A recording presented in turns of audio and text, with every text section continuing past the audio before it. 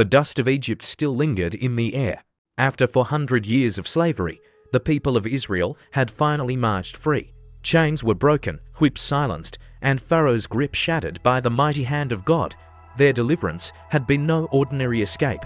10 plagues had shaken Egypt to its core, rivers turned to blood, darkness that swallowed the sun. The firstborn of Egypt struck down in a single night. Through it all, Israel had watched in awe as their God proved himself greater than the gods of their oppressors. Now, led by Moses, they journeyed toward the promised land. Their hearts were light, their voices full of song. "The Lord is our deliverer," they cried. For the first time in generations, hope burned bright, but freedom, as they would soon learn, does not come without a fight. Pharaoh's heart hardened once more. As Israel camped by the Red Sea, word came that the armies of Egypt were closing in.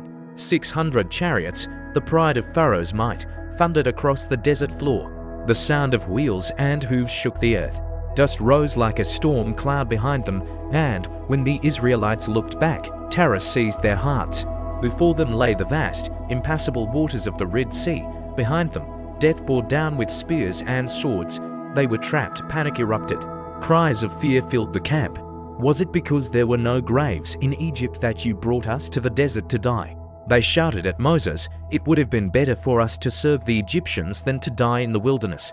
In that moment, despair seemed certain. But Moses, calm and resolute, lifted his voice above the chaos. "Do not be afraid. Stand firm. You will see the deliverance the Lord will bring today. The Egyptians you see today, you will never see again. The Lord will fight for you. You need only be still." Imagine that. A sea before you, an army behind you, and the voice of faith declaring, "Be still." Then came the command from God, "Raise your staff, stretch out your hand over the sea, and divide the waters, so the Israelites can go through on dry ground." Moses obeyed. He lifted the staff high above his head and stretched his hand over the sea, and the impossible began. A mighty wind tore through the night, fierce and unrelenting. The waters trembled, churned, and then began to part.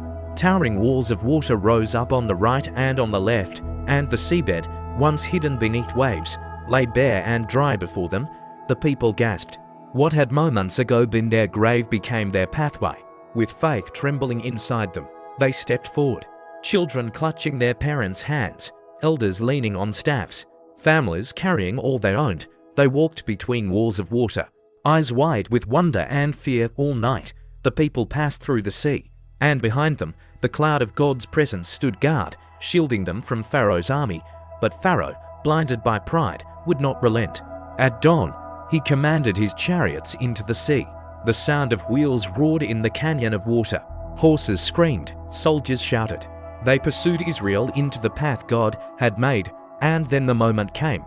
From the far shore, Moses again stretched out his hand.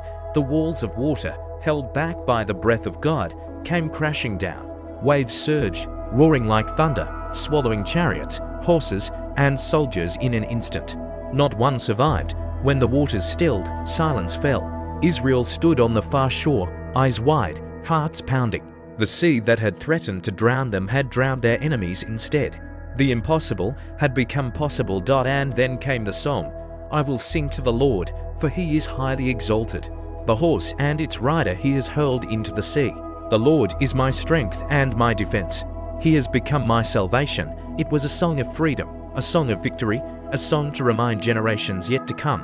When you stand before an impossible sea, God can make a way, and that is the lesson for us today.